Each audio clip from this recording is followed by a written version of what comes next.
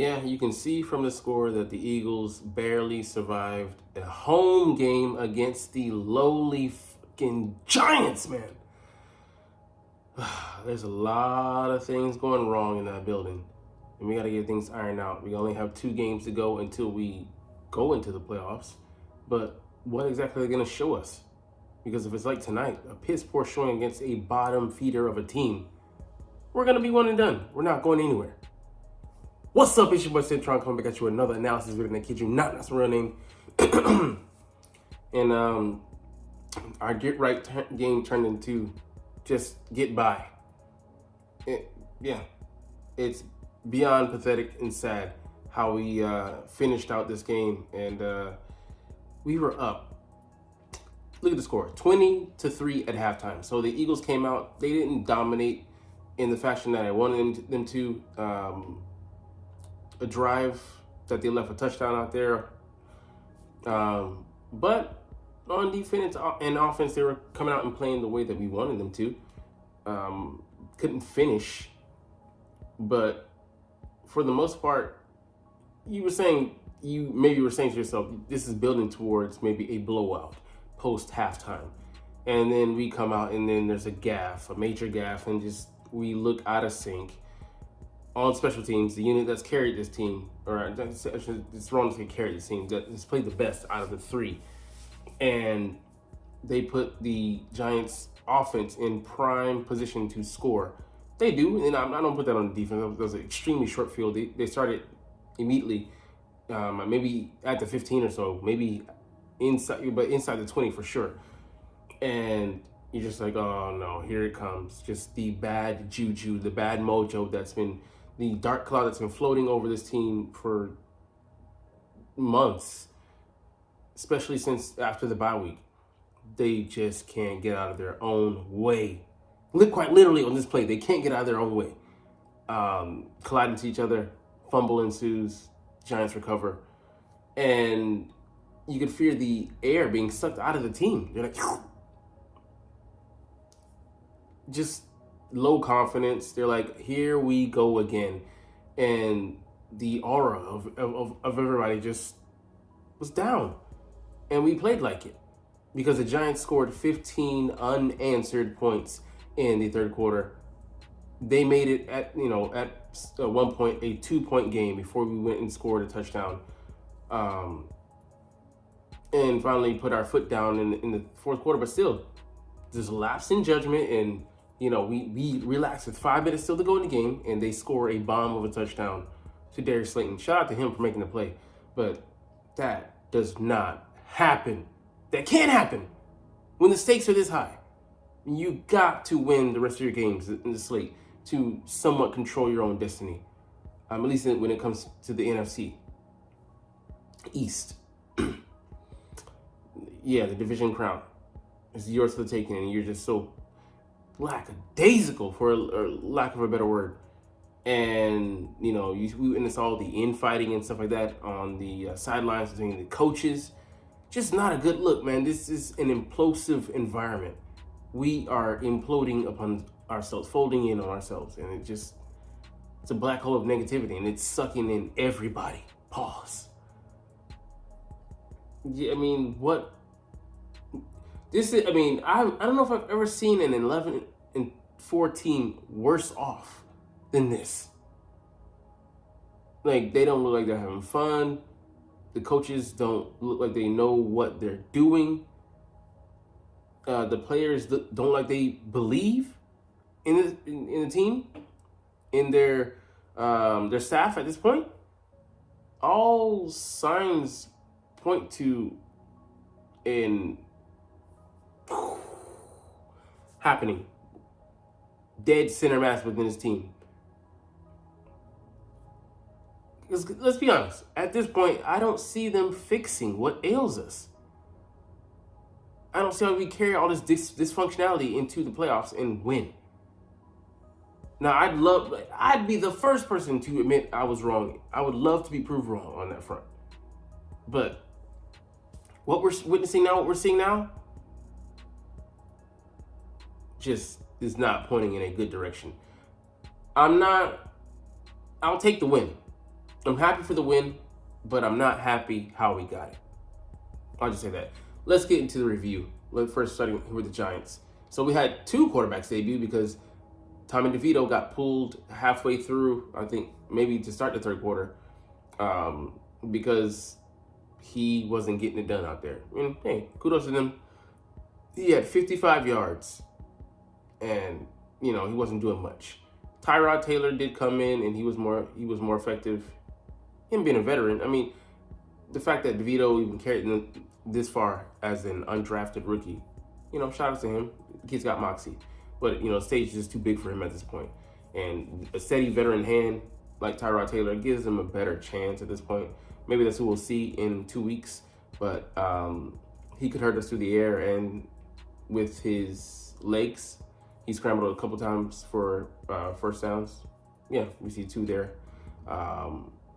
But those are off-schedule plays, and he hit on one play, a bomb. It shouldn't have happened because while we were playing that coverage at that point in the game, we were protecting the lead. Questions for Matt Patricia, but anyways, let's continue on. Saquon Barkley, he ground out the he ground out the yards that he had. He had a couple first downs. They just kept going to him. They were playing with house money because they don't have anything to lose. And I think that you could look at that as outside the norm of their strategies. They wouldn't, if they had a winning record, or if they were playing for playoff contention, they wouldn't have been so willing to roll the dice. But it's week 16. They don't have anything to play for, so hell, might as well. Jobs could be on the line. But he was effective, and he hasn't been the back that he's been that he was last year. Maybe he just wore on him. He had 22 carries by the time, I think, almost like a little bit before or after halftime. So they were riding him and didn't really have much else. And Tommy DeVito had a scramble. Didn't really matter. Darius Slayton, 3 targets. He caught all 3 balls. He had the 68-yard bomb, TD. Other than that, they were holding him in check. But, I'll get to the player that was guarding him. First of all, he can't make a mistake, but I don't fault him for being in that coverage. Why the fuck are we playing that shit? Why are you letting your safety get singled out when you had Bradley Roby there who ended up covering the flat? You should have them switch responsibilities, or it should have been man coverage. Just ridiculous play call on defense. Daniel Bellinger, he had a couple plays that got first downs, 4 for 43, so not so bad. Darren Waller, both of these catches were on somebody. We all know the guy. He needs to be on the bench when Darius Slade comes back because he's just not it. Just not it. Even in a small sample size with only catches I saw on him were those 2, but inexcusable. They were both for first downs. Wan'Dale Robinson, decent. He was open a couple times, but I think they missed him. Saquon Barkley, outlet. Matt Breida, just outlet, but he didn't get any carries. Interesting. He was coming into the week hurt. But shout out to this guy for forcing a fumble on special teams. He pushed Olamide Zaccheaus into Boston Scott, caused that fumble on the kick return. Then I didn't like that we just got scared. We played scared. Oh, we're just gonna field all the catches from here on out. Just that was the orders coming from the sidelines, and they had to follow them like good soldiers. Like no matter if they had thought they had a good pathway, but it just devoted no confidence after we make a mistake. That's the culture. I mean, we're making decisions out of fear, and nothing good comes from that. Jason Pinnock, I don't remember when he forced one. Oh, okay. I think it was on Hurts. And Gunner, he fumbled. Oh, okay, but he recovered on special teams, the punt returner. So, trying to figure those out. Dory Jackson, shout out to him. Kudos for being aware of that play. Pick 6, but should have never happened because the guy slipped that he was going up against. We'll get to him later, but yeah, these guys were active. They were blitzing and stuff like that. But they didn't have the greatest of games, but they were aggressive. I'll give them that. Dexter Lawrence, he was out there hurt, compromised, but he was giving it his all. He got in Jalen's face, but he deftly dodged in the pocket, and they had him covered. The center, Jason Kelsey, and I think Suopeta maybe. But these guys did play. He had one leaping try to block a pass to AJ Brown. Man, the guy could get high, but Jalen had a beautiful pass. But yeah, like these guys, they play with heart. But of course, it wasn't enough. The talent gap is too big. Now let's get to the Eagles players, man. Let's start with number one, a TD and a pick. So that was a beautiful pass that he made to Devonta Smith on the slant. But he had some throws that you will want back. He just doesn't look comfortable, and they send him. I don't think the offensive staff does him any favors. They send him out two guys on a route, and yeah, he might or might not have a dump off route, and it leads to him doubting what he sees, and not feeling comfortable because like he sees ghosts at some point, and he scrambles out of pockets that are perfectly fine where he should just be waiting for his guy to come open, trusting the play. But I think he just doesn't. He doesn't trust the play calling, and that's a problem because they're supposed to be of one mind, and if he can't trust the people bringing designing the play calls for him into his talking to him in his helmet, that's broken and needs to be repaired, and it's not going to happen now. But they need help. They need to help Jalen out so that he doesn't get to the point where he's seeing ghosts and he's exiting pockets early when he should be standing in there, trusting the play design to help him out. I love that it was mentioned no hot reads. When the blitz is coming with Wink Martindale, you know that Wink Martindale is going to bring the blitz. They're the second highest blitzing team in the league. We faced, I think, 5 of the top 7. You know that he needs an outlet, and you don't have that baked in there. Just mystifying. So the one boneheaded decision I will knock him for is him scrambling inbounds instead of going out with forward progress to stop the clock. Maybe give us a chance at a pass play to try and get 7, but at the very least stopping the clock, and then we can take a shot, then kick the field goal. But we almost didn't get the field goal because he stayed in the field of play, came back to where 3 or 4 guys are waiting for him. Like, bro, you are not breaking through them. This is not the Vikings play. But he's trying to do too much. He's playing hero ball. Why is he feeling that pressure? I mean, because he doesn't trust that the guys that are calling plays into him are gonna put him in good positions to get the job done. It's just lack of trust is just seeping off of this team, dripping off of this team. Sad to see what we've become.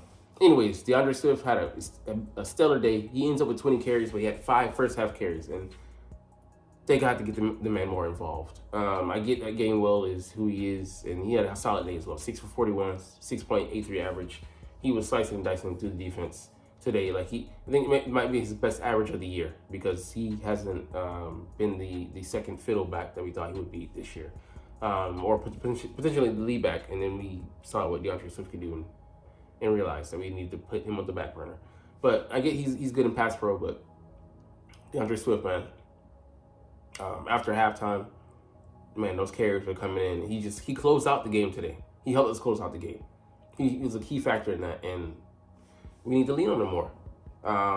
He's had light number of carries. He's only has 216 carries for 988 yards, 12 yards away from his first 1,000-yard season ever. He's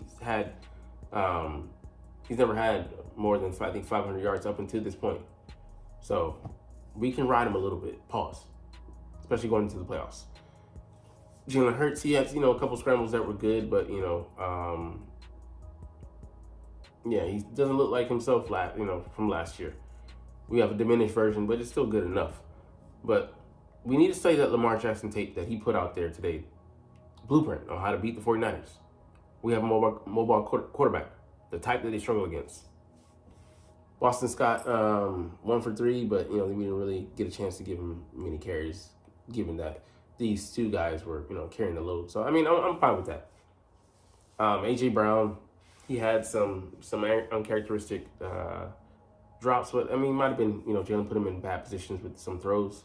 Um, but yeah, receivers got to stop running. Not him, but we got to stop sending receivers into the same areas of the field.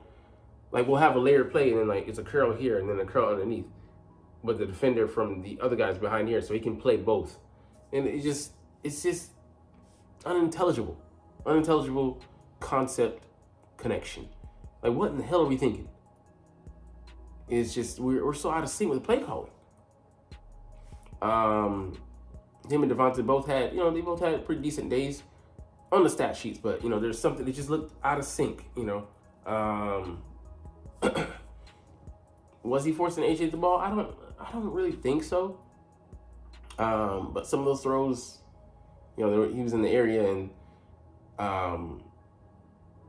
maybe it was due to Jalen not trusting what he's seeing in the pocket. He scrambled out the pocket and then tried to make a play on the fly. Just doesn't roll like that. Dallas Goedert had a solid game in the passing game, but the one play that he had that cost us, he slipped in the play. And it's like,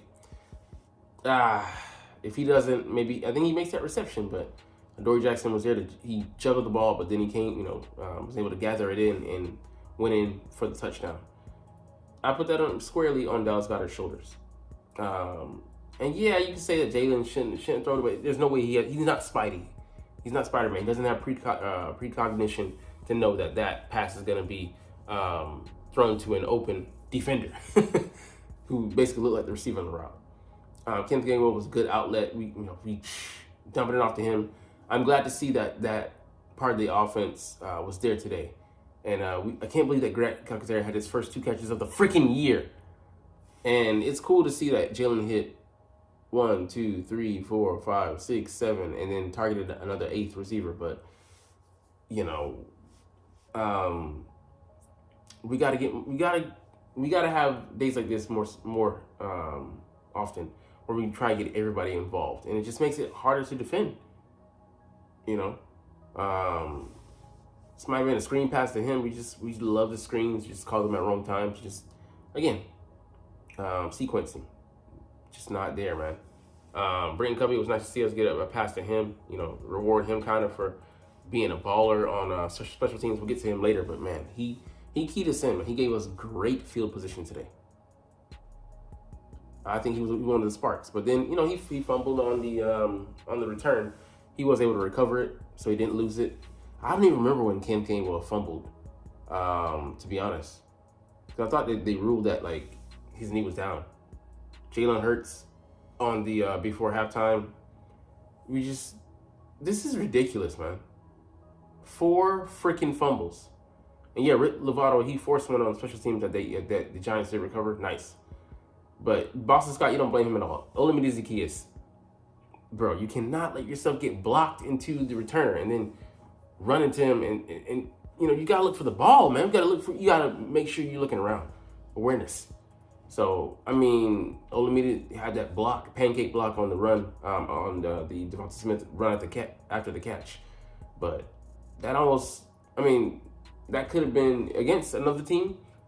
That's a comeback starter for them, and torpedoes the Eagles' efforts, and we're going to lose that game.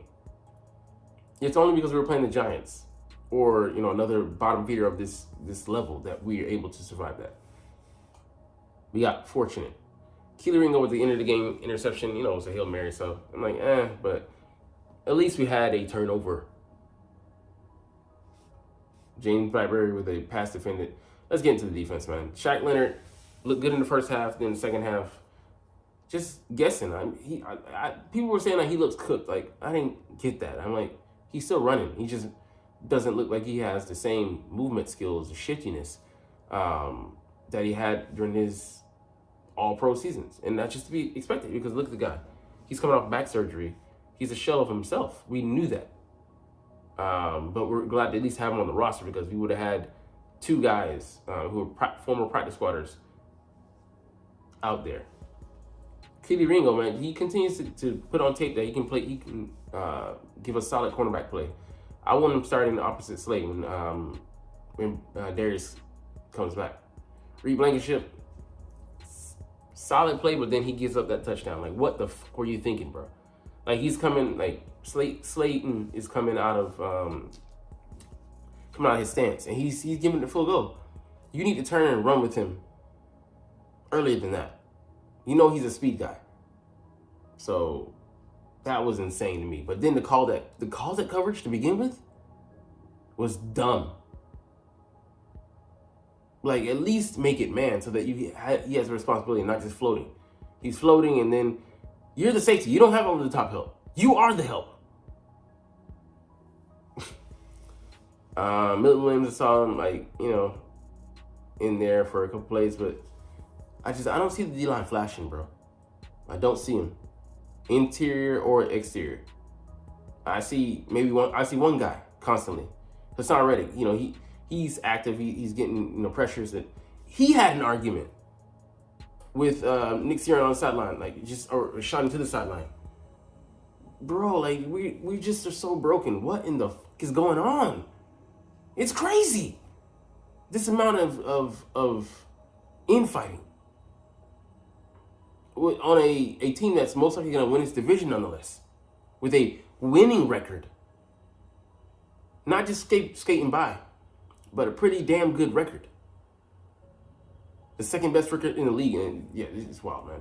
James Bradbury, need to bench him, man. Just not seeing it. Not seeing him being able to keep up. Even when he gives himself cushion, he has bad technique playing out of it. No. Jordan Davis made a couple stops. I saw that. But I think one of the few bright spots on the interior right now. Ben Van Sumeren, he played better than I would have expected. But of course, I saw him miss some gaps where he should have been. But overall, like, I think he could potentially develop into a player. But I don't think it's next year either. So we'll see what we have maybe in him in 2 years. But he has good potential. Eli Ricks, he looked to play solid, but you know, I think I saw, you know, a handful of plays or a few plays where he was out of position. Like, come on, young guy though, so can't, you know, sweat it. Nolan Smith, he looked good, and I love that we saw him at middle linebacker, off the ball. You know, we need to get our young guys, our speed on the team, on the field. I love one play. It was him, and it was Reddick, the veteran, and then Josh Sweat, the veteran. But also we had,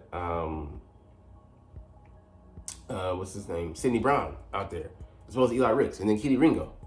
Eli Ricks, I don't think was on the field in that play, but just, we need to give in to our youth and let these guys get more playing time. And Nolan could be effective in that role if we let him. Certain packages, you know, let him use that speed to patrol sideline to sideline. You know, because we're old in certain places, and we could use that speed. Josh Sweat wasn't giving me enough today. And then him and Reed Blankenship coming in on the rush. Like, he came on the blitz. One of them needs to get out the way. And I think just you split it. You take the interior and I take the exterior. Make sure you're covered. They could have had a sack on Tommy DeVito. Let him get out the gate because they're both going in the same gap. What the fuck are you guys doing, man? And Jalen Carter, man, he had a little push, what I saw, but then not getting off the field on time, costing us in the 4th and 5, you know, punt, made it a 4th and 1, and they kept going on that drive. And I think they might have got 3 points, or, you know, maybe we held them out, but just extending drives when we don't need it. And yeah, he got rightfully chewed out on the sideline by Nick Sirianni, but yeah, man, we just looked out of sorts, out of sync, undisciplined.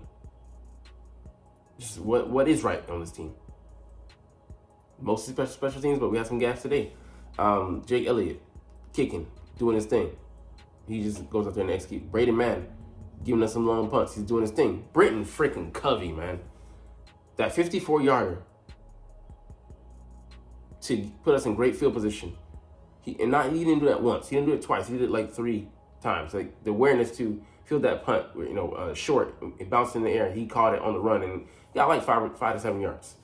Just great effort, man. He was going to do his part today, and kudos to him. Like they're saying, he might be an all-pro. But that's all I got today, man. It's just concerning, man. It's just concerning. It's not, like I said, I'm not unappreciative. You know, you got the win on Christmas Day for you guys. But to win in this fashion, this manner, to have to, you know, to rally back, to maintain control of this game, It's not where we want to be, bro.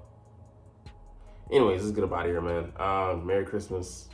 Appreciate the present from the Cowboys and the Ravens by way of the courtesy of the 49ers. So we might be able to do some things and maybe get the number one, but we still need another loss on the 49ers and then still to win out. But anyways, we're going to get up out of here. But I love talking about the Eagles and I love making these videos even during games like this. But we got the dub. Psych, I ain't James Winston. Anyways, like I said, we're not going to chunk deuces, but as always, it's fly, Eagles, fly, and let's motherfucking go. Like, comment, share, and subscribe if you like. Thanks for watching. Check me out at Cintron, Cintron Anime, Cintron Life, or Cintron Laughs, or other social media.